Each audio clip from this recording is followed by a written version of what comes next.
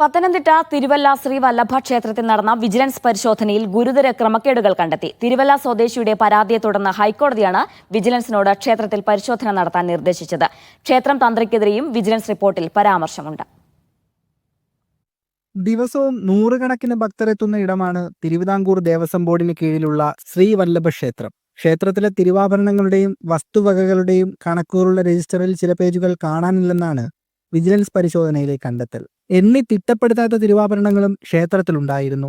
കഴിഞ്ഞ വർഷത്തെ വരവ് ചെലവ് കണക്കുകൾ പോലും സൂക്ഷിച്ചിട്ടില്ല. ദേവസ്വം ചട്ടങ്ങൾ മറികടന്നാണ് ക്ഷേത്രത്തിന്റെ നടത്തിപ്പെന്നും വിജിലൻസ് റിപ്പോർട്ടിൽ പറയുന്നു.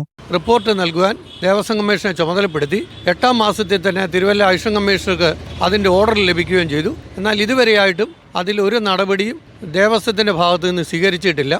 അതേസമയം നിലവിലെ ഉപദേശക സമിതി നിലവിൽ വന്നിട്ട് 2 വർഷമേ ആയിട്ടുള്ളൂവെന്നും റിപ്പോർട്ടിലുള്ള ക്രമക്കേടുകൾ നടന്നത് പരാതിക്കാരനായ ശ്രീകുമാർ ഉൾപ്പെടെയുള്ളവർ ക്ഷേത്ര ഭാരവാഹികളായിരുന്നപ്പോഴാണെന്നുമാണ് നിലവിലെ ഉപദേശക സമിതി സെക്രട്ടറിയുടെ വാദം. പിന്നെ വരവേല് കണക്കുകളെല്ലാം തന്നെ നമ്മൾ കൊടുത്തിട്ടുള്ളതാണ്.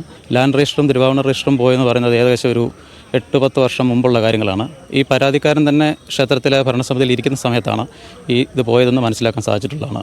ക്ഷേത്രം തന്ത്രിക്കെതിരെയും ഗുരുതര കണ്ടെത്തലുകളാണ് വിജിലൻസ് റിപ്പോർട്ടിലുള്ളത്. ക്രമക്കേടുകൾ വ്യക്തമായ സാഹചര്യത്തിൽ കുറ്റക്കാർക്കെതിരെ കർശന നടപടിയെടുക്കാനാണ് വിജിലൻസിന്റെ തീരുമാനം. മീഡിയ 1 പത്തനംതിട്ട.